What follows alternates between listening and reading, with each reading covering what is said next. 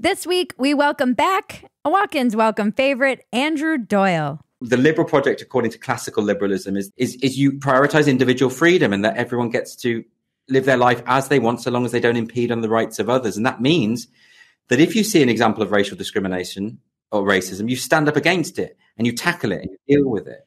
And that was working because things were getting better. They weren't perfect.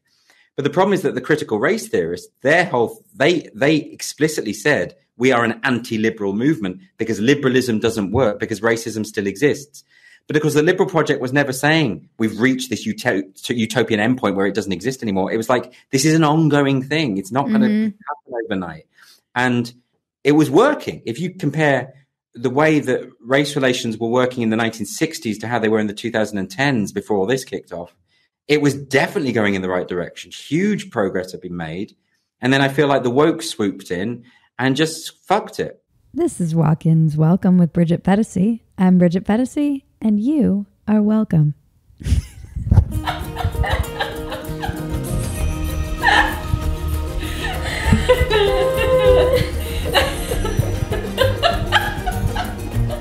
You know the drill.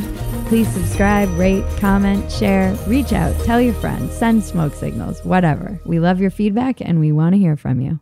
If you like our work and want to support us, the best way to do that is join Phetasy.com.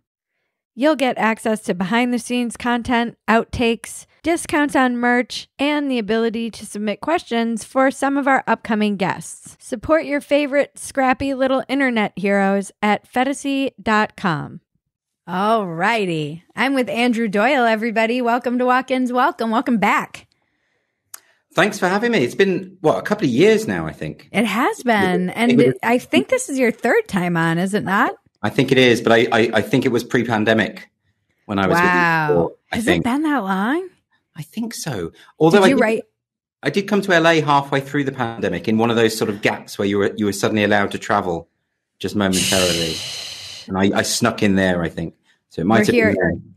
Yeah, I feel like it was. Did you write this beautiful book during the pandemic? Your new Puritans book? Yeah, I did. I wrote it in the last year of the pandemic, which is, it was a good use of time. Yeah. How's it go? How's the book doing? Really well, yeah. And I'm glad that it's that people have enjoyed it and that people understand what I was trying to do with it. You know, I was sort of keen to try and write as much of my thoughts about the culture war as possible in the hope that I'd never have to write about it ever again. You know, just put everything into the book and then I'm done. I can sort of back away. But I don't think that's realistic, is it? I need to do that. That's what I want to do. I need to just write it all down, get it out, and then never talk about it again. Wouldn't that be lovely? Wouldn't that be amazing? Your book is called The New Puritans, How the Religion of Social Justice Captured the Western World. And I feel like there's been a lot of talk about this. You know, there have been a few books that have been, I feel like yours is very well researched, and you actually go into the history of, even in your opening chapter, you're talking about the first witch that was burned. So, the point, you're right. I mean, a lot of people have sort of written a lot about it. And what I was sort of keen to do is try and address those people who are really confused by it all, which I think is most people. You know, people. You and I are sort of constantly in the middle of all of this sort of stuff, but it's not typical for most people. And they can see that something is changing in society, and they can see that it's affecting everyone. And they can see that there's this movement that seems to have infected all of the major institutions, artistic, educational, academia, even the police, even the health service, just everything, that calls itself progressive and calls itself liberal, but weirdly seems to have very illiberal effects, weirdly seems to make the society more divided, more racist, all of the opposite of what it's claiming to do. So everyone's baffled. No one knows what the hell's going on. So I thought I'd try and write a book that explains sort of punches through all the linguistic minefields and sort of says, look, this is where it's come from. This is what it's developed into. A lot of it's come about from well-intentioned people who want to make the world a better place, but they're actually just fucking it up. And it's so complicated that I think I needed a book to go through absolutely everything and explain it. And also, I wanted to draw these parallels with Salem because I think it helps make sense of it, because I look back at what happened in Salem in New England in the late 1600s, and it was a really good community of decent people, God-fearing, they didn't go around hunting witches. They didn't go around burning women. This was not something they did. It's just in this 1 year, just a little over 12 months, they all went a bit mad, and they started believing these little girls who said they could see demons and witches everywhere. And I see those little girls as a bit like the activists of today who think they can see Nazis everywhere, and Turks, and fascists and racists and homophobes and transphobes. And they see them everywhere. They see them in the shadows, and they point and they scream. And all of the people in authority say, okay, well, we'll change all our policies. We'll change the world around your visions. We'll just do that. And that's exactly what happened in Salem. If those little girls had been pointing witch and saying all of these people are in league with the devil, and the magistrates and the ministers had just said, no, that's not true. No. I think you've just had you're a bit tired, maybe. Then it would have gone away. No one would have been hanged. It would have gone away overnight. But the problem wasn't the girls. The problem was the magistrates, the ministers, the people in authority who went along with it, mostly because they were terrified, because if anyone said they might be wrong, they were the next to be hanged. They were the next to be accused, which I think is very analogous to cancel culture today. So I think people in authority going along with it.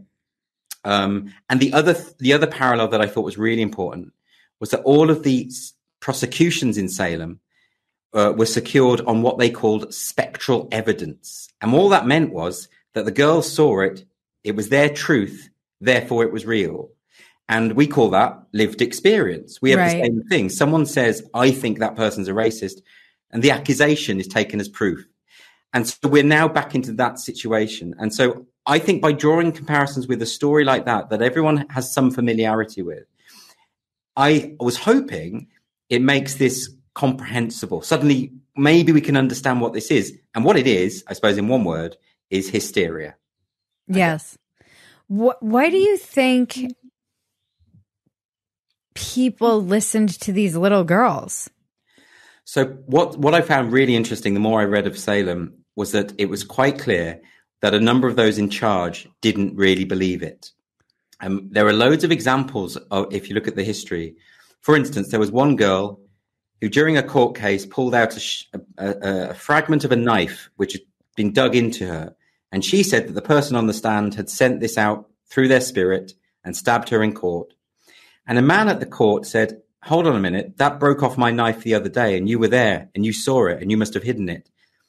And instead of the magistrate saying, oh, that means she's just lied in court, they said, let's just move on. He said, let's pretend that didn't happen. Let's just move on.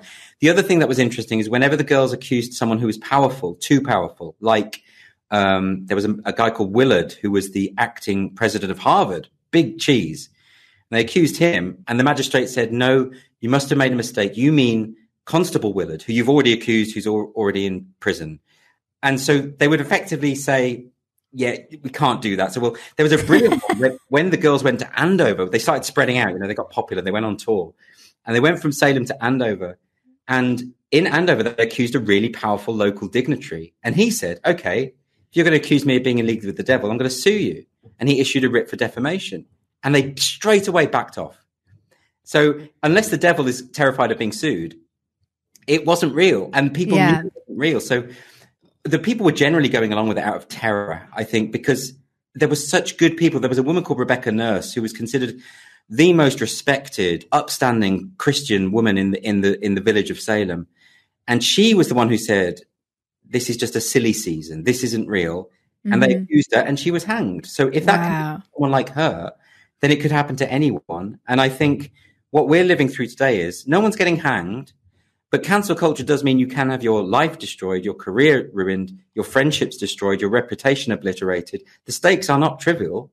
And I think people just want an easy life. So they'll say, okay, all these activists are screaming that we are institutionally transphobic and racist. So let's get Robin DiAngelo in. Let's get a drag queen in to talk to us about gender identity. And then we've ticked that box and we're safe and we can get on with life. And I think you and I have discussed this before, but it's a lot of it's to do with fear. These are scary people. They're really frightening, right? The way they go on online, the way they dogpile and lie about people. is insane, you know? This podcast has been one that has had many of the canceled on, it's a little bit of the island of misfit toys. And there was a New York Times article where it's like all the people who are canceled, they're all hanging out. And I don't know if we're all hanging out, but I've definitely had many of them on the podcast. And they're always some of the most disturbing interviews that I do. Like I recently had Ariel Pink on, and he's a crazy musician. He's very eccentric. And he was talking about voting for Trump, and he lives in Echo Park. He was like this darling of independent music. And then he went to the January 6th. He just went to go see the protest, but somebody wrote that he went to the insurrection, and life destroyed. I mean,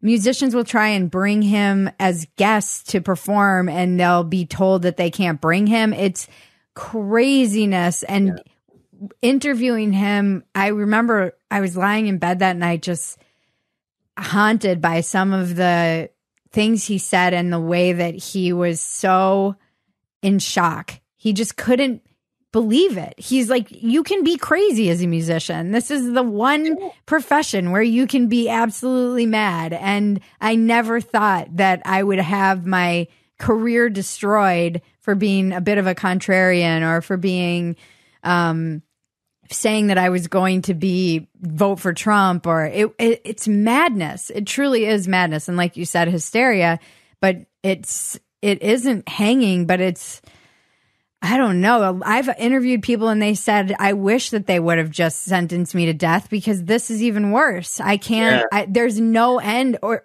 been sentenced to jail. There's no end to this sentence. There's no redemption. There's no, if you cut off somebody's ability to make a living, you're sentencing them to death. It's just a slow death.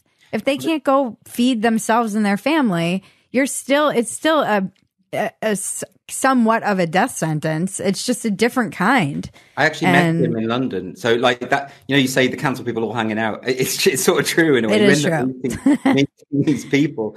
Yeah. But you're right. But there's a number of things there. Like one of the things is that it isn't about a death sentence, or about, a lot of it's to do with reputation, because the sense of injustice when people are openly lying about you is absolutely horrible. And it's something that everyone understands, I think, because it's one of the earliest emotions we have. Children are particularly sensitive to injustice, and to have thousands of strangers online lying about you, saying things that are simply not true. And the other thing is, so many of these people who've been cancelled have to deal with the fact that they've also got an army of commentators telling them that cancel culture doesn't actually exist. I know. So they're going through this thing, and they're being gaslit, to use their phrase, into pretending that, and if you take someone like Gillian Phillip, I don't know if you've heard of her. She was a children's author in the UK who had simply tweeted in support of J.K. Rowling. Now, obviously, you can't cancel J.K. Rowling. She's massive. But you can cancel a lesser-known children's author. And they did. She lost her publisher, her agent. She had to retrain as a truck driver. And now she's doing that for a living. She says that that's much better. But, the one thing I've also found in common with all of these people is how nice they are. Like I've yet to meet one where I think, God, well, I can tell you're a bit of an unpleasant type of person, so I get why people would want to go for you.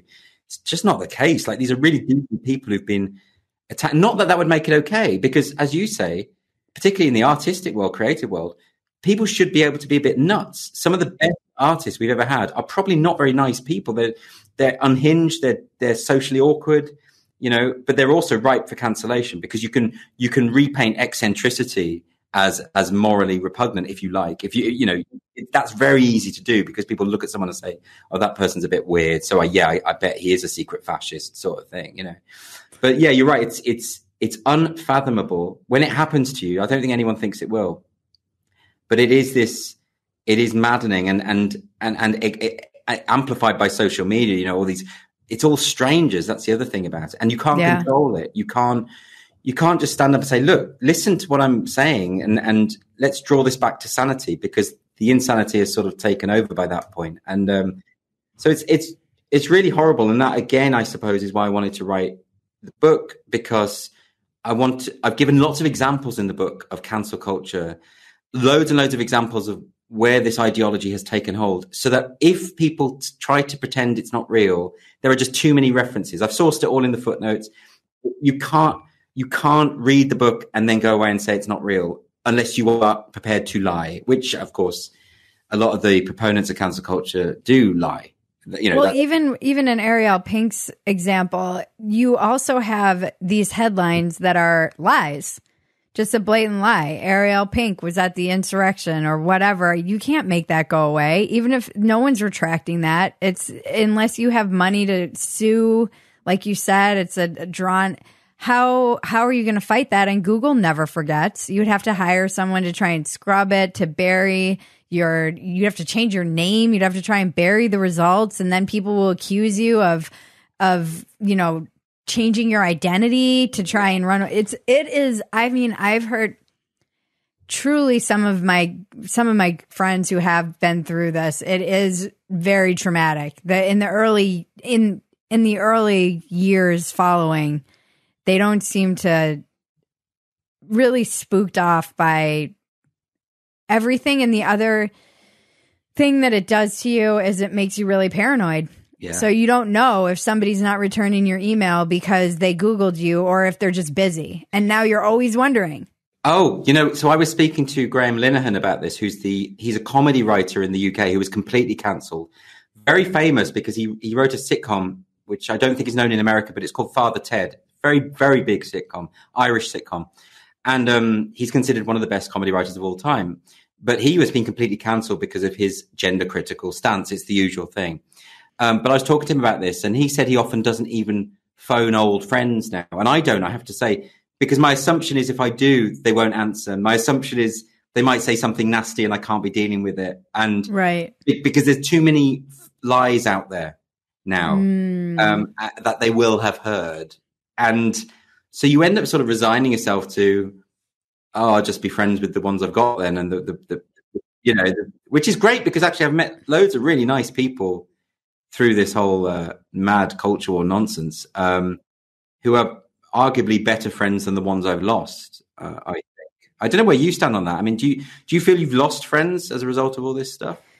I think in the comedy world, I definitely lost friends and peers, and that was the hardest thing. And I've been thinking a lot about how it made me very skittish about even getting on stage and going out, because when I started being more open and then I had people unfollow me, and it made me, I just wasn't secure enough I was already someone who felt insecure around my peers in general. Just I always was more afraid of my comedy peers than the judgment of them than the audience, just from a comic perspective. Yeah. But then when it came down to them judging me for aligned with white supremacists or fascists, and this one big comedian and writer came after me.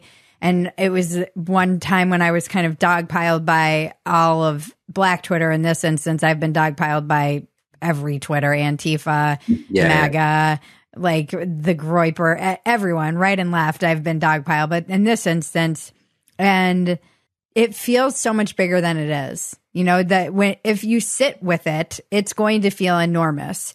And luckily, I had people who had been before me, and they just said, and I took my own advice, which is log out and just move away. It's like the flu. It'll pass in 72 hours. They're going to need to find someone else. And if you don't give it any energy, they'll move on. Yeah. And generally that's the case. And I'm not someone, I'll always wonder why I lost my job at Playboy, because that was something that just disappeared, and it wasn't like for any reason. And they can easily, and I always say this in our industry, it's not like you're going to necessarily get fired if you don't have a job, but you're never really going to know what doors aren't open to you anymore or won't open. Or if you get put up for writing on a comedy show and someone in the room is like, oh, I fucking hate that girl. Have you ever seen her Twitter? She's a Nazi, Yeah. And then they won't even bother.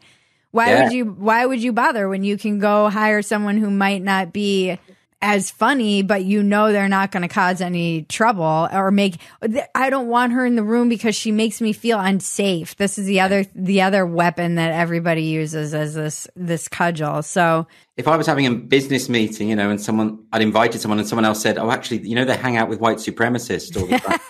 I'd be like, fuck, I'm not having that person. I mean, you would, but that's the thing. The extent of the lies are so horrible and so far removed from the truth. So I sort of get it why people do that. Yeah, and I'm not any victim either. I feel I've talked about this before. How when we were meeting this crossroads, I had managers with Maggie, my cousin, who's also the producer on this and everything I do, and we write scripts together. And we came to LA to write on television, and we finally got managers, and we were working so hard to do that. And then I was at Playboy at the same time. And I started noticing how much low-hanging fruit there was on the left. I'm like, we're comedians. Yeah. Your parody satirical, how do you say her name? Titania McGrath? Titania, yeah. I always mispronounce it. Titania McGrath it's just brilliant. How can you not make fun of these ridiculous people? Yeah. I thought it was a no-brainer. But apparently there were some meetings without me where the comedy community decided, no, we must not attack or mock this incredibly powerful movement. We must incredibly ridiculous movement. Right. And you know who's in charge when you're not allowed to mock them. That's what they say, isn't it? And this is really it. It's like, but when did that meeting happen? Why wasn't I invited to that? No one told me. No one ever told me either. So that was a moment where I had to sit down with Maggie and say, and I saw the writing on the wall, and I was like, and I saw the way one of my managers, I just could tell she didn't like me. She was I could see the writing on the wall. And I said, Maggie, I can shut up and put my head down, and we can write comedy, and it will, and we'll be fine. I can say all the things that will get me. I can write these jokes that will get me on late night and not really believe any of it, but I know how to write in this tone because all you have to do is essentially write satire and you sound like them. Yeah. So I could just become a permanently satirical writer and they would take me seriously.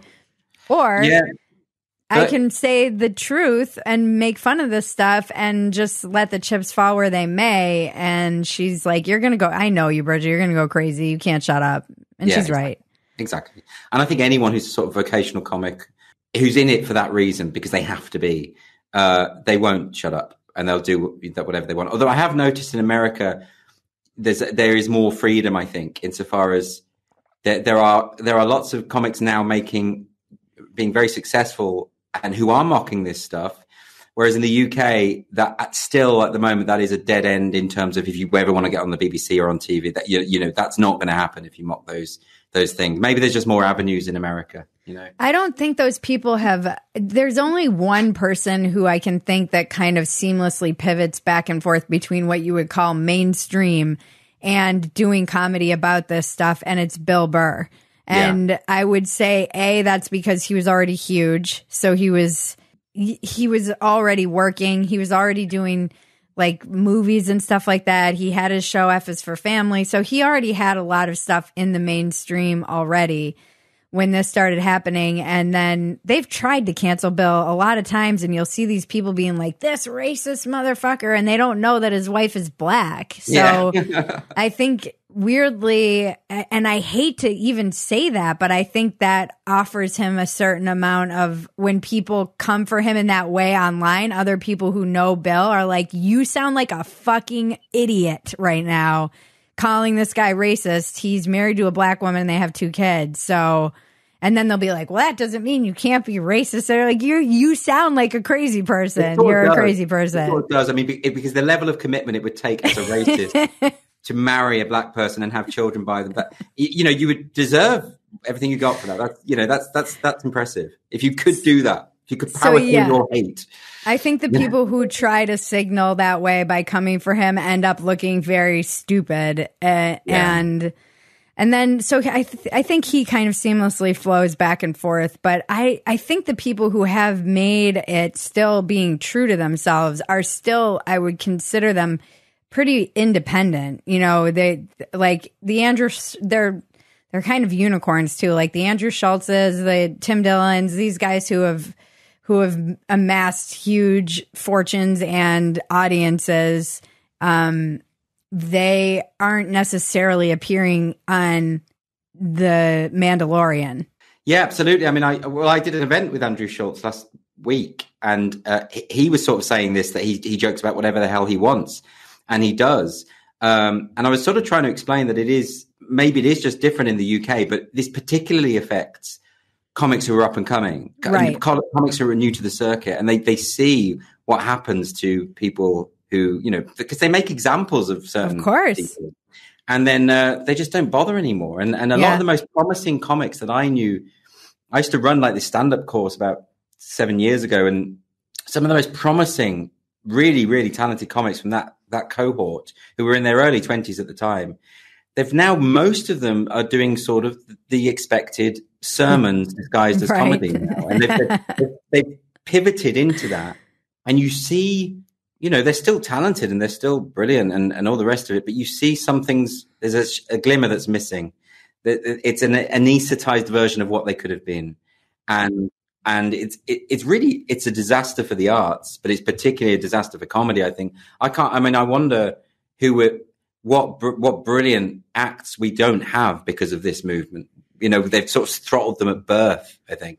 God, I was reading Douglas Murray's new one, the War in the West, and it's basically just like yours, just example after example, just things I had completely either blocked out or forgotten about. But the ones where it was like the museum curator who got just ridiculous.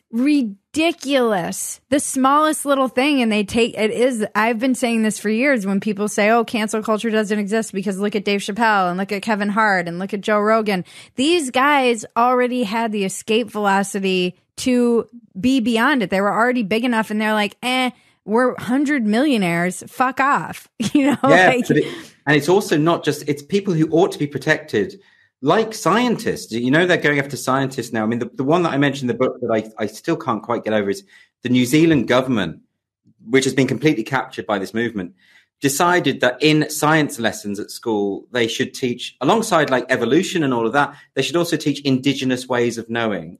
So as you're being taught about the theory of evolution and Darwin, you're also being taught that raindrops are the tears of a forest goddess. And this guy, you know, it's like creationism. Right, exactly. And these academics wrote a letter. It was really respectful. It was saying, look, we respect indigenous people's rights to believe whatever they want. We have respect for tradition, but it just shouldn't be in a science classroom. Fired, out. It should be in a mythology classroom. Right. And they got demonized, attacked. He lost his job, etc. So nothing protects you, not even Darwin, not even the theory of it, not even the truth, not even science can protect you from this. It is far-reaching and out of control. And every time we talk about it, I know we've spoken before about, is it on the way out? And you always think, oh, it's going. Something so stupid happens. And no, it gets worse. Yeah. Every time it gets worse, you know? I keep thinking too, I'm like, maybe I always think of Abigail Schreier. I think of what she said something one night at a dinner that just has haunted me ever since. And she said, if you're waiting for the tide to turn, you're waiting to lose. I mean, her whole thing is you have to be actively fighting against this. If you're just sitting back hoping the tide will turn on this, you're basically waiting to lose. And I think about that all the time because I'm like, maybe the tide is turning. Maybe things are coming. Maybe they're going back to normal. And now what you're seeing, which we've talked about too, and I've had many conversations about, is this backlash on the right, which is, of course, insane too. Yeah. So now you're starting to see I'm seeing these forces coalesce on the right, the beginnings of it over where it's equally a purity test, and you have to, you know, this return to like trad wife and return to these ridiculous ideas of masculinity that the guys who are are kind of pushing them don't even abide by. Well, no. Good.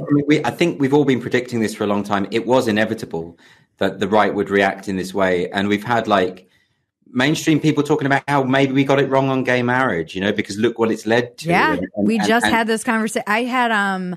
I had Brad Palumbo on yesterday. He's a young gay writer in the United States. He's kind of a commentator, and I've seen him online kind of fighting these battles against, he considers himself center right. And this is becoming more and more mainstream. And I remember a couple of years ago having this conversation with a lot of my lesbian friends.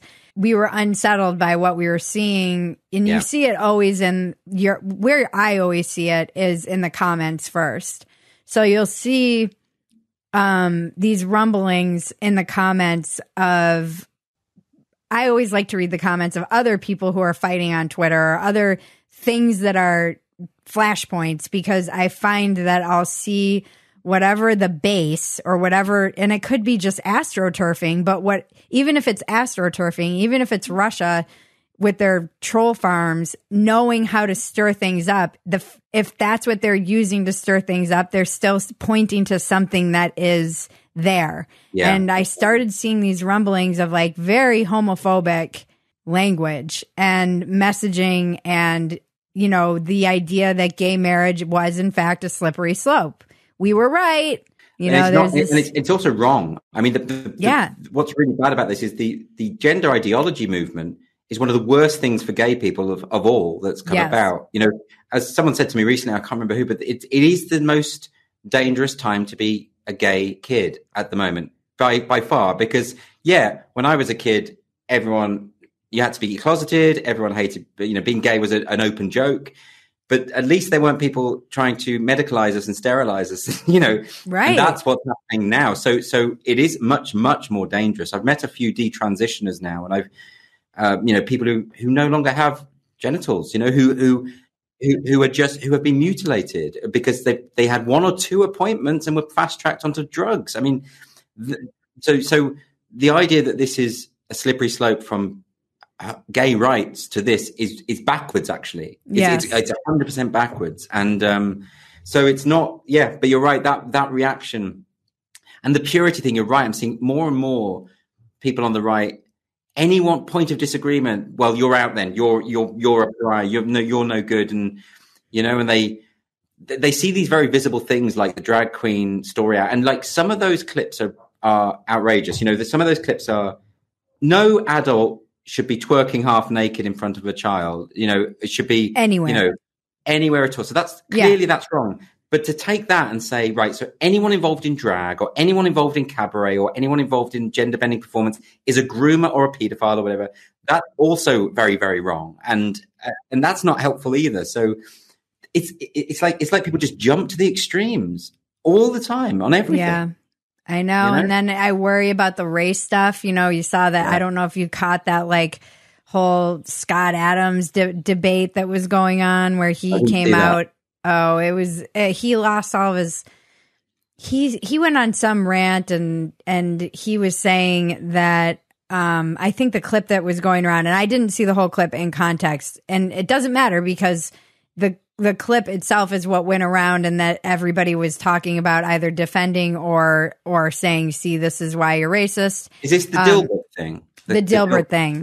Yeah. I did read about that. So he basically said something like white people should get away from black people. Right.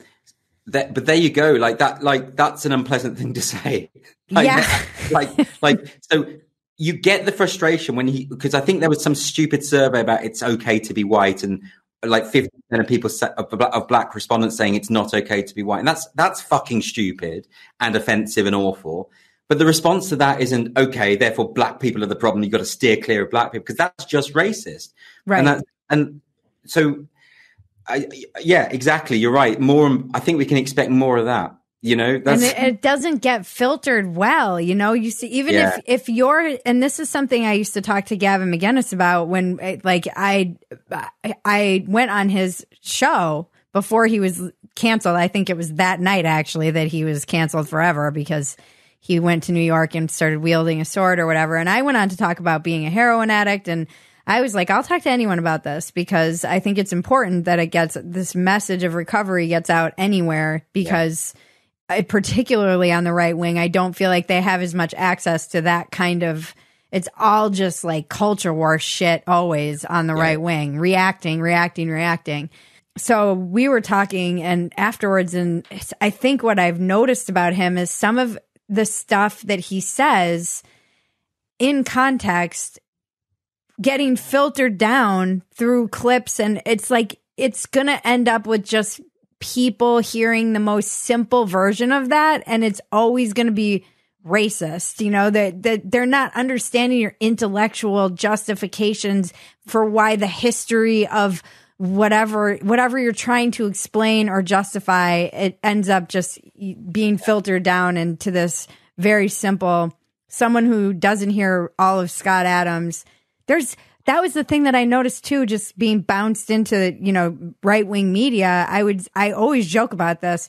I'd be like, you know, we should, I'm all for free speech. And then it would be someone in the comments would be like, yeah, and F black people or something. I'm like, whoa. You know? Yeah, God. Like, whoa. That's not, or like, yeah, and women should shut the fuck up, you know, and you should, it's like, there's a lot of problematic people on the right as well. It's not just the left that I'm looking at and saying, hey guys, clean up your side of the street. I was really like, okay, yeah, there's a lot of racism and misogynists in this part of the movement that we can't ignore either. Right. It is the solution. I mean, I don't know what the solution is. I mean, what I get to at the end of the New Puritans is I'd say, I think we need to reserve our energies for the people who are still persuadable and for the people who are still able to engage in serious discussion and capable of reason and rational thought, and just let the armies of screaming, either woke avatar types or, you know, far right racist types, or let them scream away and just work around them. And you know, I think that's the only way we can survive this, because I do still stick to, most people are decent. Like most people you meet are decent, and they're not racist, and they're not hateful, and they're, you know, and there's a lot of them out there. But also most people are just quiet when it comes to this stuff. And most people does this kind of regressive ideology, is it making people more racist? This is what I'm wondering, because my perception is that everyone's becoming more racist. Well, I think it's definitely. Yes, I think that's true. I think it's definitely making us all notice race a whole lot more than we ever used to, in a really unhealthy way. So like one of the examples I give in the book is that, you know, when I was a kid, we had a show in the UK called Red Dwarf, which is a comedy show. It was my favorite show. It was all my friends' favorite show. And none of us noticed or cared that the two lead characters in that were black. It just didn't even register. It wouldn't even be, it's not that we didn't see it, but we wouldn't have commented on that. Like, why would that matter? But now you would. Now you would be like, oh, okay, so that those people have been hired to increase the diversity of the show, and if they were being interviewed now, the interview would ask them about their race and why that's important for positive representation. So you get this kind of hyper racialized society, and you know, ethnic minority people have said the same thing, that they've never felt more black and they've never felt more conscious of their skin color, and all of this is just a huge backward step, because ultimately I've always argued that I think the goal is what Martin Luther King expressed so beautifully in his speech. The goal is colorblindness, which doesn't mean we don't notice race. It means we don't treat people differently because of race. But then you've got people like Robin DiAngelo saying that anyone who advances colorblindness is a white supremacist. She says that idea is a form of white supremacy. That's what she says in White Fragility, which would mean that Martin Luther King, according to this middle-aged white woman, is a racist. So I would say it has rather than made us more racist, I think it's hyper-racialized society needlessly. That's good. That's a good way of saying it. I think so, because whereas the liberal project and the liberal approach, and I know liberal means something very different in America, you tend to see it as left-wing, and that's not what it means here. The liberal project, according to classical liberalism, is you prioritize individual freedom, and that everyone gets to live their life as they want, so long as they don't impede on the rights of others. And that means that if you see an example of racial discrimination or racism, you stand up against it. and you tackle it and you deal with it. And that was working because things were getting better. They weren't perfect. But the problem is that the critical race theorists, they explicitly said, we are an anti-liberal movement because liberalism doesn't work, because racism still exists. But because the liberal project was never saying we've reached this utopian endpoint where it doesn't exist anymore. It was like, this is an ongoing thing. It's not going to happen overnight. And it was working. If you compare the way that race relations were working in the 1960s to how they were in the 2010s before all this kicked off, it was definitely going in the right direction. Huge progress had been made.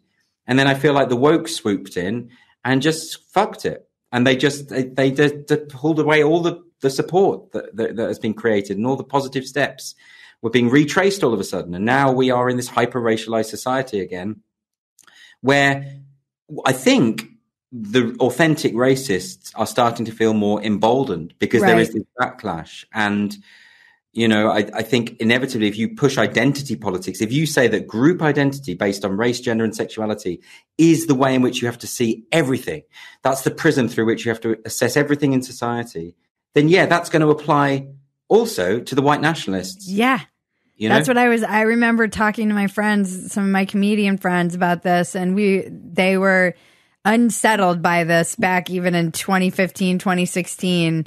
And we were like, do we want white guys thinking about their whiteness? You know, do we want, like, I feel like we kind of got away from that. Do we want really bad idea? Really, certain populations of white people to be hyper focusing on this again? Yeah. It's such a bad idea. It's not good. It's and making them feel bad about it. And like they're, you know, just... Yeah, I've seen it. I've seen it even in AA meetings, which is the last place you should see it. And I remember one meeting, this woman who she was like a short blonde-headed, she had blonde hair, was sitting on some balcony in Mexico, probably because she escaped to go to the pandemic down there, and was lecturing everybody about their privilege and saying, you know, we need to do better. We need to do better. We need to pay more attention to diversifying the rooms. Did you know that in America, 7 out of 10 people in every AA meeting is white? And I'm like, what you're saying is we need more addicts of color. Do you even fucking hear yourself? No, you don't. You're just saying something that you think makes sense, and it's fucking ridiculous and absurd on its face. By the way, 70% of Americans are white, so that is the correct percentage. That's also just statistics. What does she think, that you should go out and sort of try and get people addicted to drugs and try and That's what I mean. We need more addicts of color. That's what you're saying. Just I wanted to stop her and be like, just to be clear. And can you imagine lecturing someone who's like a meth head who just came in and is on day 2 about their privilege? Yeah. Like in any context, and what that does, it only makes people feel more aggrieved. It makes them focus on their identity, and it creates a resentment. I'm like, you are resentment creating machines. That is all this is. It creates so much resentment everywhere. And then they tell you that while they're saying these things that are absurd on their face, and some of it is like, you know, my friend and I had a guest on, and she asked me a good question, like, what woke stuff do you agree with? And when I think of all of kind of the tenets of it, there's a lot that I agree with. I think it's important. I think diversity is important. I think representation, like seeing average women in magazines, I think those things are good, you know, but then it's always taken to this like further extreme where now you're making sure that on every board there's a certain quota, or it's like it becomes box checking. But I think opening things up and making them, it's almost to the point where you will not see a white couple in any commercial, and it's hilarious. It's really funny. It's hilarious. But I think that's a good point you raise, insofar as there are some premises of woke culture that do make sense. So one of the key questions that critical race theory asks is, why is it we live in a society where there is legal protections against racism, and yet racism still exists? And that's a good question. And that's actually worth addressing and worth answering. But then the excesses of that, the answer to that, which is what the critical race theorists posit, which is that all human interaction is underpinned by white supremacy, that the key organizing system of society is white supremacy. It's promoting the interests of white people. That what underpins everything. And that also, because of what they call interest convergence, if any black person does succeed within this society, it's only because it's been in the interests of white people, such as Barack Obama, for instance. They would say, well, that's just an example of interest convergence, not an example of a black person being successful. So you can't win because black people who aren't successful, that's taken as evidence of their claims. But black people who are successful are taken as evidence of their claims. But this is not the way to solve. And that's why I go back to the liberal project. If you say the way to solve racism is to detect these invisible power structures that only people like Kimberly Crenshaw and Derek Bell are qualified to detect. And then you implement a notion of equity so that we have equality of outcome, irrespective of ability, talent, or anything else that might go on. And if you re-engineer society to force this to happen, you're not going to get rid of racism. You're going to make us more racist. You're going to hyper-racialize us. Whereas if you go with the liberal project, is we don't imagine racism where it isn't and tackle that. We tackle actual instances of racism, and we do so robustly. Then progress is made. And the proof of that is the history of the last 6 decades. It works. Why anyone would want to scupper that project and replace it with something that clearly doesn't work? Can anyone honestly say, since this all kicked off in the sort of mid-2010s, that things have got better? Can anyone honestly say that? Because I just don't believe that they can. Not even the activists, if they were being honest. Yeah, I wonder if we just have to cycle through it. You know, I'm not, but at what cost, I don't know. We can't with the gender stuff, because that's the danger of that is so pernicious. Yes. It's not something you can just hope goes away because you're dealing with kids being mutilated. I'll fight. That's like a hill I've accepted that I'll probably die on. You know, I'm okay with that. I'll protect the kids against that. And it's like I was saying on my podcast yesterday, this is the conversation I hear among moms, because now I'm in the mom world, and I've had women in LA who are like, tell me where to send my kids. Do you know which school doesn't have this? Because they're desperate trying to, it's in every private school. I'm like, Catholic school is the only place you can send your kid. And I think and there are so many examples of why this is important, because, you know, in the UK, we've had a recent development which looks quite positive. I don't know how much you guys have heard about it, but the Tavistock? No, not the Tavistock. Although the Tavistock is an example, because that's now being closed down. It's still running at the moment. But even though whistleblowers at the Tavistock were saying for years, this is all homophobia. That's what's going on here. Like they were saying, they had a joke at the Tavistock, a dark joke amongst staff. They used to say that there will be no gay people left. This is pray the gay away. Only medical. Right. It's medicalized. Therapy. Yeah. But no, we've recently had a case where the Scottish National Party, the ruling party in Scotland, they tried to make it easier to self-identify as female. And they said, you don't need a medical diagnosis. You just need to live for 3 months as the opposite sex. And then you can call yourself a woman and get access to women-only spaces, including hospital wards, prisons, domestic violence refuge centers, all of that kind of stuff, as though predators don't exploit any possible loophole. I know. And then coincidentally, when all of this debate was raging, this double rapist called Adam Graham, who decided once he'd been convicted of rape that he was actually a woman called Isla Bryson, and was being remanded in a female prison while they were working out what to do with him. But because this coincided with this political event, and because there were photographs of Adam Graham with this neck tattoo, scary-looking rapist who was going to be housed in a female prison with full intact male genitalia, suddenly that image, it changed things. And partly as a result of that, the head of the SNP has had to step down. I did hear about this. So it's when you see, it's mostly about, because it's difficult to explain, because if you said to people, well, look, there's loads of men with male genitalia, rapists in women's prisons, people will be like, you're making that up. That cannot be the case. But it is the case. But once they saw the photo, and once they heard from the head of the SNP's own lips that, yeah, okay, we're remanding this person in a female prison, then people were outraged and things changed. And I think, so the more these things become visible, we had another example where the NHS, which is our National Health Service,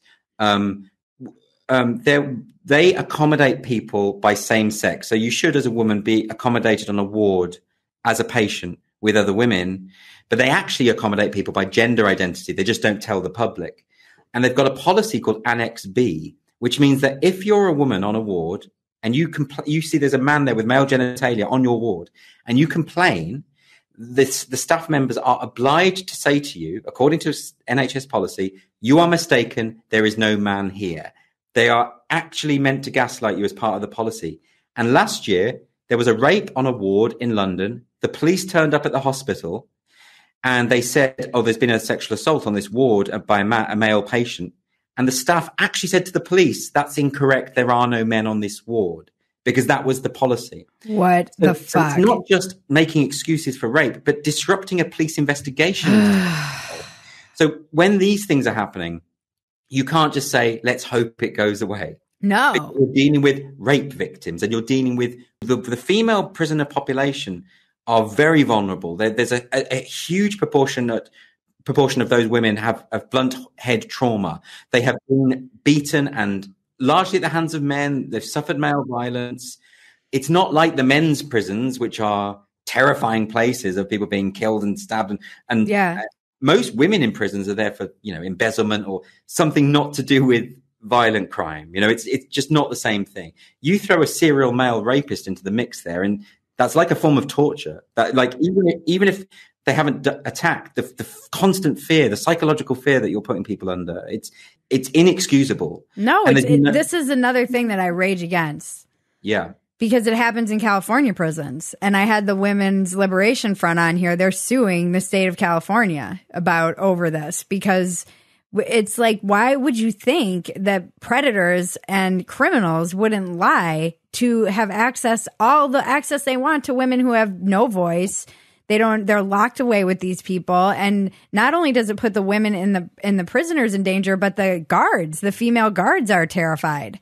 So it's not even just the women who are imprisoned. It's also the female guards who work at those prisons are saying that they can't manage this. They're terrified. Yeah, absolutely. And it's provable that male predators lie to get to their victims.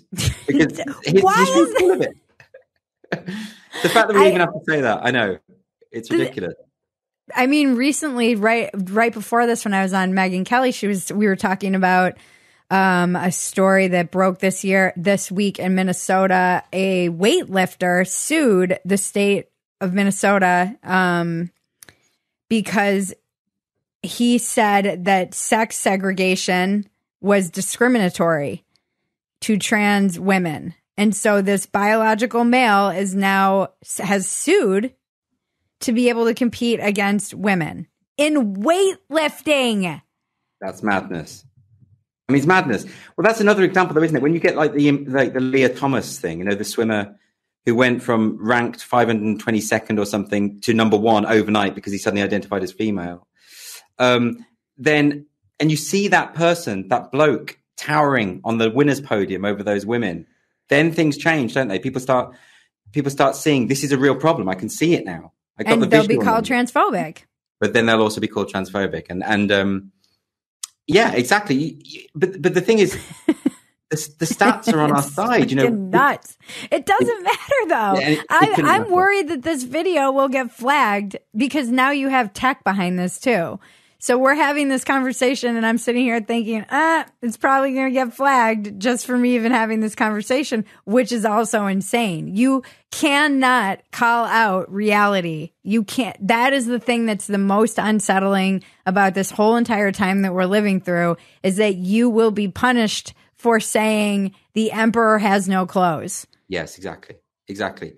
Well, I hope it doesn't get flagged. No, because, no one really pays attention to me, so that's the good news. One of the advantages. Yeah, it is madness. And I often think about what future historians will make of this period. I don't think they will be able to understand where there will be no future historians, Andrew. No, they must be wiped away. Exactly. Well, that's the other thing is so much of this movement is about either revising history, but also just flat out lying about what's going on, and any facts or data that get in the way are to just be casually disregarded. These activists say that self-ID is a flawless system. No one ever identifies as the opposite sex unless they are the opposite sex, unless they have that gender identity. And that's, we can disprove it because, for one thing, trans prisoners in prison are hugely disproportionately more likely to be sex offenders than women or men. Hugely, by a massive gap, right? So what are you saying to me? Are you saying, therefore, that trans people are just inherently more likely to be predatory? Or are you saying that people, it's either that or a lot of men are lying and pretending to be women? Right. It has to be one or the other. Right. And so if they don't accept that self-ID is a flawed system, then they're effectively saying trans people are more likely to be predators, and that's transphobic. So they should be cancelled.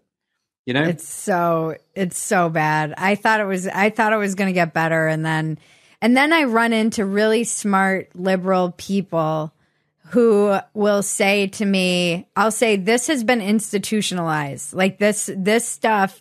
And they'll be like, where has it been institutionalized? Like, I can't even argue with you if that's your big clapback. Show me where it's been institutionalized. They are letting men self-ID into female prisons. Let's start there. We could just start there, but there's many other places where they gave the White House gave like for International Women's Day, they gave this trans woman an award yesterday for International Women's Day. Yeah, exactly. So women are excluded from winning International Women's Day. I mean, it's nonstop. And that's the other reason why I put all these references in my book, because I want people to see the evidence is all in. It's all in. We've got it, right? This is everywhere. It is in academia, embedded deeply. It is in the police. Why doesn't it go the other way, by the way? This is the other thing. You never hear about it going the other way. You're never hearing about a woman accepting an award on behalf of a man. Well, that's a very good question. And a lot of feminists do see an acute strain of misogyny in a lot of this. You know, this is my joke that I do. Patriarchy so crafty. I'm like, yeah. They started losing ground, and this is their way to stay on top. Have you ever seen the word men spelt MXN? I haven't. No. I see women spelt WAMOMXN. It always goes. That's why when I say women are being erased, people tell me I'm transphobic. But I'm like, why doesn't this go in the other direction? Where are the prostate havers? Where are the people with testes? Yeah. No, they're not there. I mean, there's people with vulvas and bleeders and uterus havers. Yeah. And also, if you look at the tenor of the activists, there is a huge streak of violent imagery and rhetoric from trans rights activists. Images of people with guns saying, shut the fuck up, TERF. Yeah. Rape threats. A lot of the threats that J.K. Rowling gets are sexualized in nature. That's the sort of thing misogynists do. Yep. That's the sort of thing men do, right? So all these trans people saying that they are authentically women while they're sending rape threats and saying choke on my girl dick. I mean, it's not exactly ladylike, is it? God, it makes me so mad. These are aggressive men behaving in a typically masculine way. I mean, there's something to be said for being misogyny in a dress. Like it's infuriating to see. And I had Colin Wright on, and he was telling me that he got booted off Etsy, where you can buy a shirt that says shoot TERFs in the face for having his t-shirt that said reality's last stand. Like, Right. And this is why I also think this has been a disaster for your average trans person, right? Because gender dysphoria is real. There are people who, for whatever reason, psychologically cannot live unless they present as the other sex, and they go through long and painful and expensive procedures. It is not easy. And those people want to pass as the opposite sex, and they want to have peaceful lives. And you get all these activists who a lot of them are just fetishists, are just male fetishists in dresses who don't go through all that surgery and don't do all of that stuff, sending rape threats and death threats and doing it on the behalf of trans people. They're saying, we are speaking for them. No wonder you get this backlash where people start just saying, well, actually, maybe I am transphobic, because if they send rape and death threats as a matter of course, then I don't like those people. None of the trans people I've known ever behave like that. And so this has been, I think, a disaster for trans people too. And I think that's something that again, it's worth bearing in mind in all of this, you know? Yeah. This is why I think people like Buck Angel and Blair White are so important, because they push back against this. And Buck will say, you're not speaking on my behalf. Most trans people are like, just leave, like, we just want to live and leave us alone. And it's not like this. There's like a narcissistic personality that seems to be really attracted to that movement, and they end up sullying it for people who, like you said, actually suffer from gender dysphoria. And as Buck has said, I wouldn't wish this on anybody. Gender dysphoria is not something that I would want my child to suffer from, or I would want my friend to suffer from. It is painful, and it doesn't make your life easier. It makes your life much harder. Yeah, that's right. And that's why I think it's really important for people to denounce those kinds of behaviors. Like if I was part of a movement and a substantial proportion of the most vocal element of that movement was sending rape threats to people and death threats, I'd be like, these people are not to do with me. Like, I would be very clear. But, people are so hesitant to denounce the threats that J.K. Rowling gets. They think that's deserved. And it's like, you got to take a stand on this. Like, it's not, there's a reason why transphobia, or whatever you want to call it, mistrust of trans is growing, is because of this. I mean, and it can be really bad, because I reckon about 10, 15 years ago, everyone I knew, if a friend of theirs had gone through the transitional process, they'd be cool with using the pronouns of the opposite sex, and the name and everything. No one ever had a problem with this. Now, increasingly, I'm meeting people, particularly feminists, who are saying, I can't use pronouns unless it relates directly to biological sex. I can't do it anymore, even for friends, even for people, because there's too much at stake now. Right. I get that. I know I have a lot of really feminist friends who are like, nope, I'm not referring, because I had no problem referring to, it's like the whole trans women is women mantra, and I think that's what's at stake. So they will refuse to even call them a trans woman. They'll call them him. Or a trans-identifying male. Yeah. So, and this has all happened because the trans umbrella has been so expanded, and you've had groups like Stonewall now saying basically there's no difference between someone with gender dysphoria who goes through all of that, painful procedure. There's no difference between that person and a cross-dresser, and there's no difference between that person and some kid and a woman who says they're non-binary, or right. Yeah, or exactly. So, which means that it doesn't mean anything. So I think, like I say, all of this stuff, and it's similar with the anti-racist movement, like I was saying, hyper-racializing society. All of these movements that call themselves progressive and purport to be making society better, they are all doing exact opposite of what they claim to be doing. And that's why they're worth standing up against, because it's not helpful to anyone, even the people they claim to represent. In your book, do you explain exactly why you feel it's having the opposite effect? I mean, I understand why it is, but yeah, I do try to explain. What's your theory on why this is happening? Well, I mean, the reason is that I think it is a movement that is detached from truth. And I talk about the origins of the movement in the 1960s post-structuralists, but I don't dwell on that too much. I just sort of talk about, how, you had suddenly this group of people who claimed that our understanding of reality is solely constructed through language, and the way that we perceive the world is all about the language we use. But they were just theorizing, they were throwing theories out there, playing around with it within academia, and that's fine. But then around the late 80s, you have this thing called applied postmodernism. Suddenly, they stopped being academics and became activists. And they said, actually, we're so confident about our theories, we're going to apply them to the world, and we're going to change the world according to those theories. And it's all gone wrong since then. So I tried to explain why that's happened, and also how if you prioritize the idea of language above all else, it explains why social justice activists are so pro-censorship. It explains why they want to police the language you use, because they think if they can control the phrases that you use and the language you use, they can control your thoughts and they can make society better. Right. It's similar to what happens to Winston Smith in 1984. by the end of that book, he is intoning the mantra 2 + 2 = 5 because the party have made him do it. And they use newspeak to narrow the concept of thought. And so that's why you get this movement, which is so antithetical to free speech, because they think speech is the problem. And this is also why they describe things in ways that are inaccurate.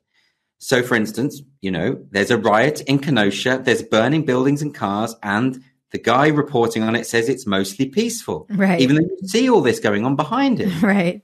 And the idea being that it doesn't actually have to be peaceful. If you describe something as mostly peaceful, then it is mostly peaceful, because language is all that matters, not the reality.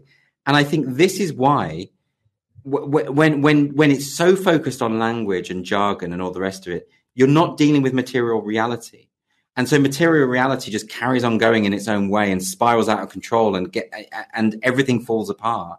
And what you need is a movement that deals with it's also why, by the way, the activists focus on race, gender, sexuality, and not class, not money, right. Not poor people. Right. Because if you're dealing with poor people, poverty isn't an abstract thing. Poverty means you don't get to buy food for kids. Right. Poverty means you can't afford shoes. Poverty means you can't do anything. And that, of course, if we're being honest, is the most obvious example of social injustice, is when you have no money. Mm-hmm. That, by the way, what I just said in White Fragility by Robin DiAngelo, she says that's an example of a white supremacist statement. So there we go. But that's what I just said. She says that she has a list on one of the pages, a list of white supremacist ideas and how they appear in inadvertent ways. And one of these is talking about colorblindness. That's a good way, but also talking about class and saying class is the most obvious example of oppression. She lists that as being part of the problem. Because, of course, the white privilege is such an important notion to these theorists. You have to ignore poor white people. You have to, because they say, as Monroe Bergdorf said, as Oprah Winfrey intimated, you can be homeless and have white privilege. Because class doesn't matter to them, money doesn't matter to them, which is also why I really struggle to see them as a left-wing movement, because the left has always been about money and has been about redressing economic inequality, and they don't care. In fact, they see working class people as the problem. They see working class people as these kind of evil, racist deplorables, dare I say. So it's a really weird, fucked up movement that calls itself left-wing but isn't really left-wing, calls itself liberal but isn't really liberal, calls itself progressive but is actually regressive, uses language in all the wrong ways and gets you to use language in the wrong ways because it thinks that language is all that matters. And I think we need to get back to brass tacks of reality, and that includes scientific reality. So when you've got the New England Journal of Medicine saying that sex is a spectrum, the top experts in biology in the world now think sex is a spectrum. It isn't.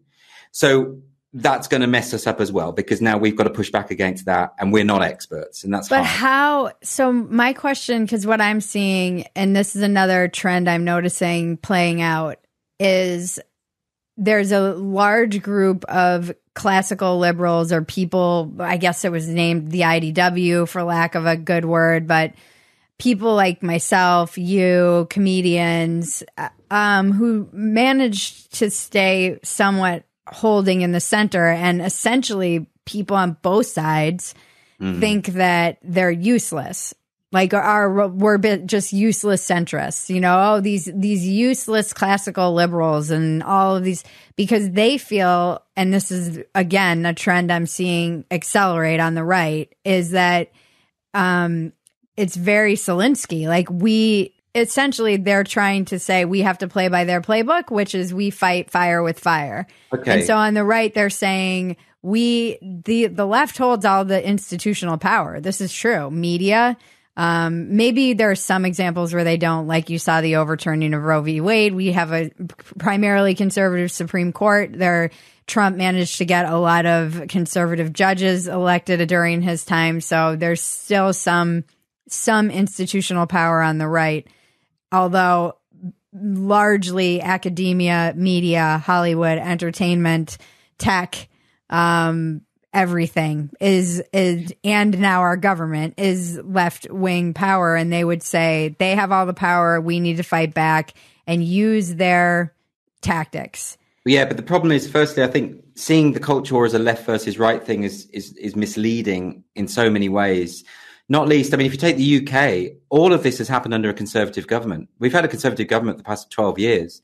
They have presided over this. They're currently pushing through a thing called the Online Safety Bill, which is about making language safe online. They're using the language of the woke. They are part of the problem. UK is nuts. Absolutely nuts. Nuts. We have real issues with free speech over here. Yeah, you really do. You've got the First Amendment. You are protected, and also your conservatives really are conservatives. Ours aren't, actually. That's the natural ebb and flow of history, I suppose, is one reaction after the other. And I guess a lot of people will think, okay, with the excesses of the left, the response to that is let's have some excesses on the right. But that's not good. That's not good either. You know, I would love to be in a position where we can restore the idea of having non-partisan conversation about these issues. Where can we all agree? And let's not, it won't solve it. You know, replacing one illiberal movement with another that's not going to be helpful either. That's, you know. Yeah, because now you're seeing that backlash in the States playing out where, right. Which state was it that just banned drag, I think?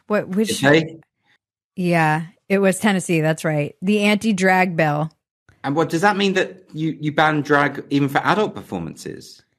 The bill that passed in Tennessee last week restricts adult cabaret performances in public or in the presence of children. Okay. But it bans them from occurring within 1,000 feet of schools, public parks, or places of worship.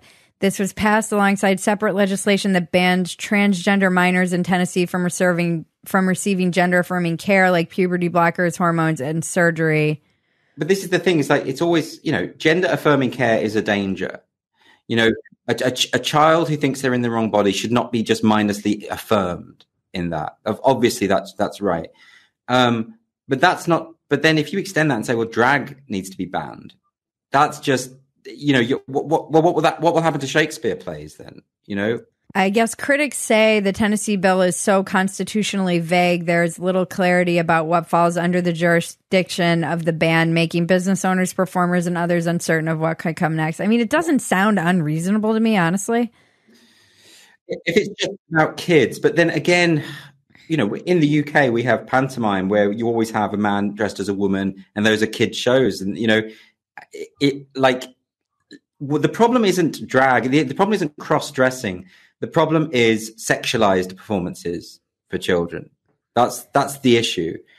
Yeah, and I think they worried about like pride parades. So what happens at pride parades where you have people in drag on a float and people bring their kids to the pride parade? Is that banned now? So it does seem a bit vague. Yeah, that does seem vague. I don't think kids seeing people in drag is in itself harmful. I think what's harmful is drag artists who could persist with a sexualized act in front of children. That's the problem, you know? So whether that bill is an example of overreach or not, I think it's an example of, I think what you can see what's coming. Yeah, exactly. I'm not exactly sure if it's, I would have to look at the bill and probably research more, because I'm looking, how do you trust anything? This is an NPR article. So right, exactly. It could be a perfectly reasonable bill that's just been used to be hyperbolic and kind of rile everyone up. Don't say gay bill, which was never called that. Right. So that's the other problem, is the fact that we can't trust media sources anymore. No. So there's so many problems. We just don't really know what we can trust. No. So I don't think that, honestly, I've got lots of liberal-minded friends who are now like, I can see them moving more to the right and becoming more and more intolerant of the idea of discussion. And you know, this isn't the solution. The problem we face is authoritarianism. And that problem will still be authoritarian if it comes from the right or the left. And it's not better one way or another. History teaches us that, at least. So this is why I think going back to the principles of liberalism, of freedom, of individual autonomy, freedom of speech, freedom of the press, holding fast to all of those things. And I understand the temptation to push back in a similarly illiberal way, but I just don't think it will work, because then we'll just have a whole new set of problems to deal with, and I'm exhausted. We're all knackered. So I think we just, I think we should need to hold fast, and also because most people are decent people, as I say, who don't want authoritarian practices coming in. They don't want that. They don't want their freedom of speech curtailed from the left or the right. You know? And that includes artistic expression. And I think artists should be able to do what they want, you know? Yeah, and I think like on the right, you'll see kind of the more inflamed culture warriors. They'll say things, and I think average people are turned off by it. You know, if they're saying things like, "Oh, transgenderism should be eradicated," for example, was a recent one. Even if you didn't, you know, of course it'll get completely misrepresented as trans people should be eradicated. So you have that problem because now it's going to be misrepresented on the left. But the average person hears that and they're like, ugh. Yeah, of course. Like, I remember you guys. These are the right wingers that I grew up with. There you are. I was wondering because I never trusted, you know, and they're like, oh, you're right wing now. I'm like, no, I don't trust these fuckers. These are the moral majority people. They're not dead yet. They're just hiding. They had to be quiet. Reasonable, didn't they? Well, you know what? You've got to be strategic as well. You know, I don't want to align myself with people who are saying really horrible things, you know? No. But now I'm seeing this really funny because this woman, I just am seeing this interesting battle between the kind of moderate centrists or whatever you want to call them against these people who are calling them useless and saying like, you need to be, I see that playing out too, where there's just so many people who are like, this is what you get for aligning with a useless person who has principles. Yeah. It's tough, and applies them to everyone. The hardest thing is to be principled, but consistency is really good, you know, and that means as well having a go at the people from, you know, our side of this culture war. If when they do these things and say these things, I think just being consistent is the right way to win people over ultimately, because and appeal to people's good nature. I think most people, like I say, most people are decent. We've got to hold fast to that. I feel like the way I view it all, and this is just coming to me right now as I'm talking to you, is like new money versus old money, but this is like new homophobia versus old homophobia and new racism versus old racism. Like on the left, you have all this kind of new homophobia of, like you said, the joke of, oh, there will be no gay people left. And it's, and the weird, like transing gay people essentially. And then it triggers all of the old, the old homophobia and the old racism. You're like, oh really no. Bad. Well, I mean, like for years, you know, the classic homophobic thing was, oh, well, you just need to find the right girl. How do you know if you haven't tried it? All this sort of stuff. And, you know, that's now back through gender identity ideology. They say genital preferences are transphobic. You know, why are you so obsessed with people's genitals? You've got like, there's even that gay activist who did a tutorial video to gay men on how to have oral sex with well, what they say is a man with a vagina, right? But we had that for years. People trying to straighten us out, yeah, and make, you know, we've seen it all before. It's just now it's coming from the gender ideologues. So this is, I think this new is money. New money. It's a new homophobia. Not that different, right? It's not. It's not. I mean, we could like the main. It's just a little more flashy. It's exactly. It's trendy. I mean, the head of the gay rights movement in this country. There's a body called Stonewall who were like the gay rights, or well, they were gay rights movement. The head of that said that lesbians who weren't interested in people with penises were sexual racists or akin to sexual. So that's like an old homophobe saying, "Oh, you just need to find the right dick."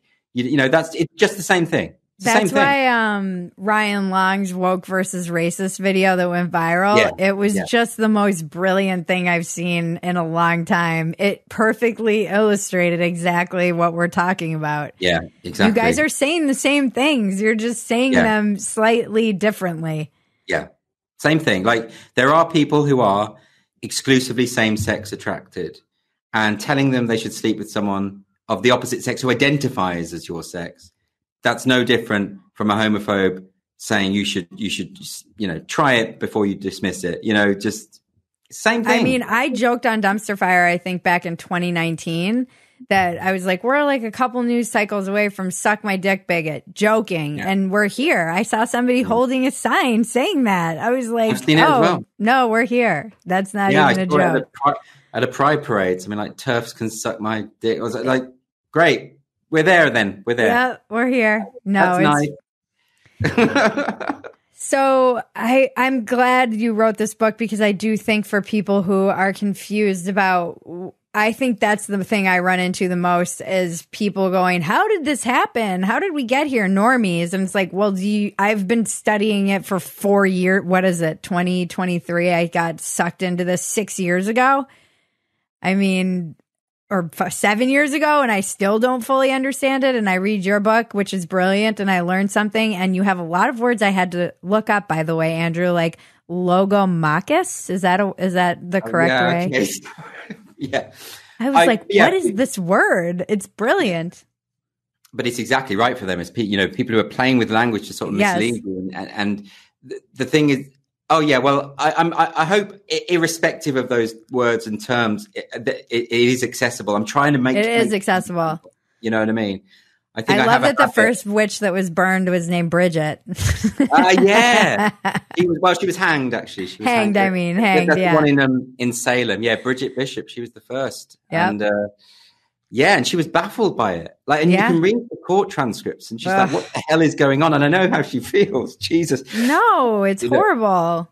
Yeah, I mean, it's when reading about the people who went through that, it's just such a horrible story, because it's, we feel like it's so long ago, but these were human beings who had done nothing wrong, and they paid the ultimate price. And like I say, I get that we're not hanging people at the moment, in that way, but honestly, lives are ruined. Lives are ruined, and it's unsettling, because how far away are we from that?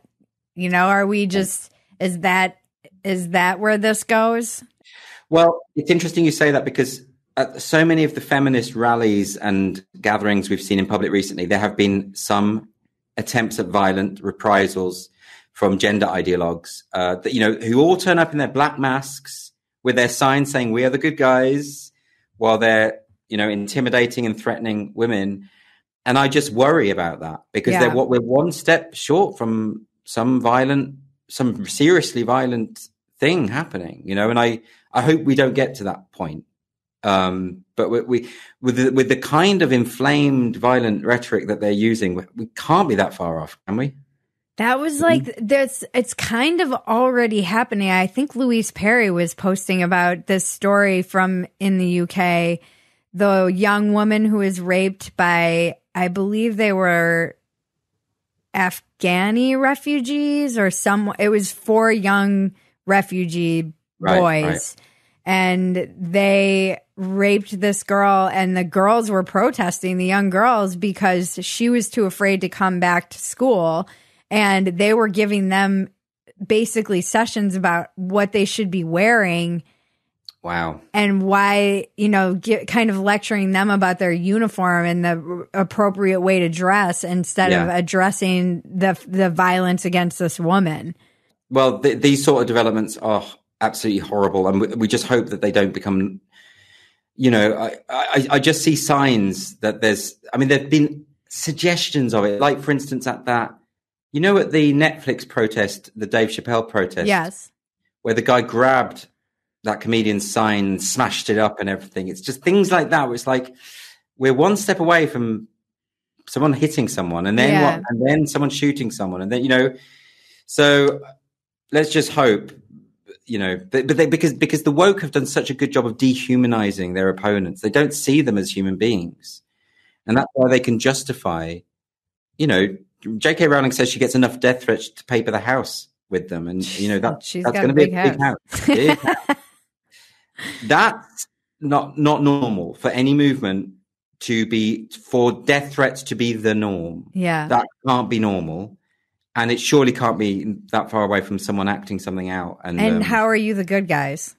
And they can only really believe that if they've completely monstered all these other people. They don't see them as human beings anymore. They talk about TERFs as being literal witches and dispensable, and they write these fantasies about killing them online and post them online and all this sort of stuff. You can only really do that if you don't believe someone is human anymore. And again, history tells us that what starts with dehumanization ends with killing. It's like what Heinrich Heine says about, where they burn books, in the end, they'll burn people too. Mm-hmm. We have to be really careful about this stuff. It's not, there are historical precedents for it. And that's why I worry about the reaction too, because it ends up, if you're fighting fire with fire, that means you're going to start dehumanizing people on the right as well. Yeah. And now we have, it's not good. Well, this has been a lovely chat. Yeah, a lot of fun. Well, maybe next time all of this will have gone by the time we speak next, and we can talk about really silly, stupid stuff that doesn't matter, which would be great. I look forward to just doing comedy with you, or having. Yeah, exactly. Tell us, what's your biggest defective character? I still will ask you these questions every time you come on. Where do I begin? One of the things is I've realized is that I'm too happy to just do nothing. I quite like just sitting doing nothing and getting nothing done. And I had to delete some of these stupid games off my phone because I can waste time in ways that people don't understand. They think I'm very productive, but you are very productive. Well, I guess I am, but I still have these huge swathes of time that I just waste. I think I have a slightly addictive personality, so if I get into something, I obsess about it. But maybe that's related to the creative impulse as well. Like if I start a creative project, I think about nothing else and I get it done. And that's a really good thing. But then I also drink too much or indulge too much and do those other things that are bad. And I think it's all probably related in some way. But I wish I could get rid of that quality. And I wish I could stop caring about what people think. When people lie about me online, as they always do, and send all this abuse and stuff, it actually does get to me. And because I know I'm not that person that they're describing. So, but the fact that I know I'm not that person, why can't I just say to myself, well, it doesn't matter then. They're just talking about someone who doesn't exist. Why you need can't some Rogan in your life? Right, exactly. He's so good for that. He's like post and ghost. Don't read post it. Post and ghost. Yeah, exactly. That's it. Maybe I need to do, his attitude is right, isn't it? Because no, he's so healthy. He's like the most well-adjusted person. It's amazing. He really knows.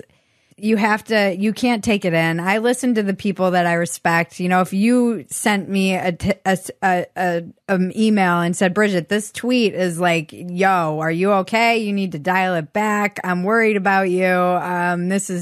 This is actually transphobic. I would hear that from you or somebody that people who are, you can't listen to people who are not No, of course. in the arena, it's easy to just be kind of a spectator of this and have no stake in the game. And I also think it's very human to feel that way. We're wired to look for danger and to look for people who look for the expressions of people who don't like us, because that's how we survive. So it's not, you would have to like detach from a part of your brain to just. Yeah.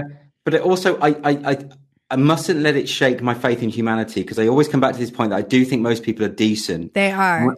And when I see people behave online, I think partly it's because it would never occur to me to be horrible to someone online, some stranger. It would never occur to me to send abuse to someone. So when someone does it to me, I don't really get it. But it's probably like a 12-year-old kid, right, taking the piss out of you. It's like...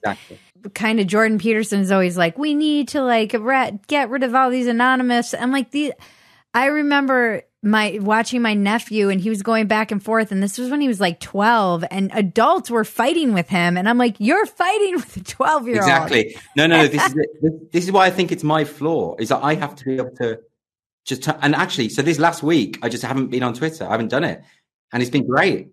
And I've been ill this week, so I haven't got as much work done as I would, but it has been really good. I haven't even wanted to check it. Yeah.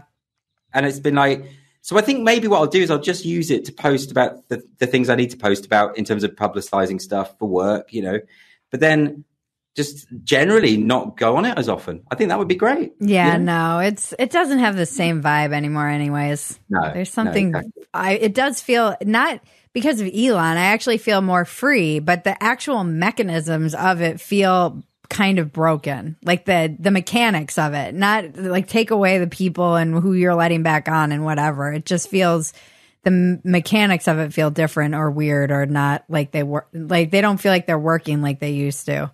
And we got to remember, we don't need it. Which I think having it, it's a useful tool for all sorts of things. But I've been in this for so many years now, and if I still can't detach myself from it in that way, then it's not good for me. So I think just be moderate in everything. And what's your biggest asset?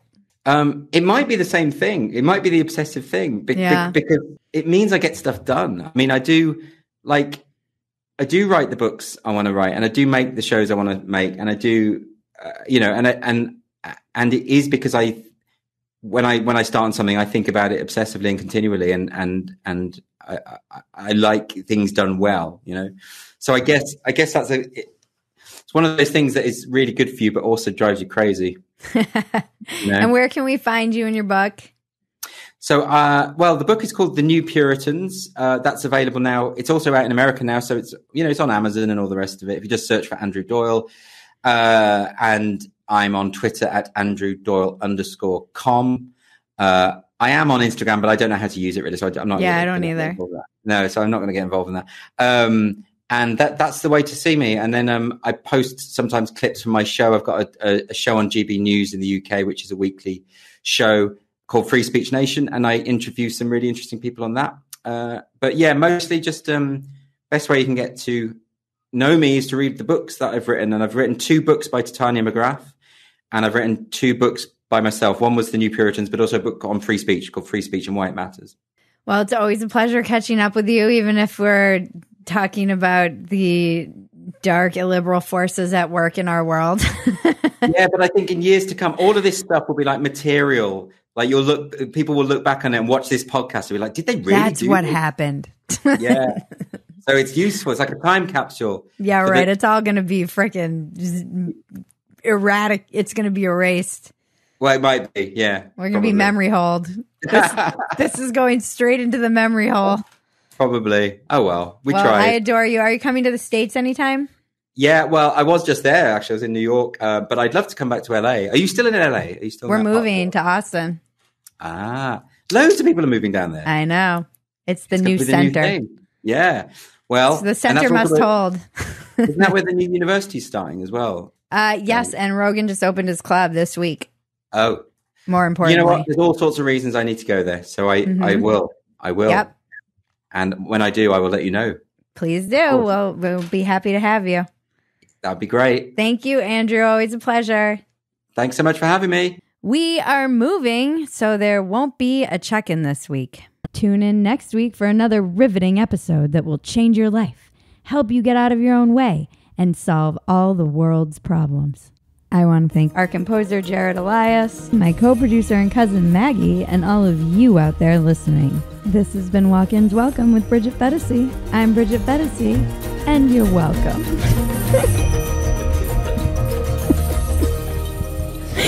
It's the dumbest line.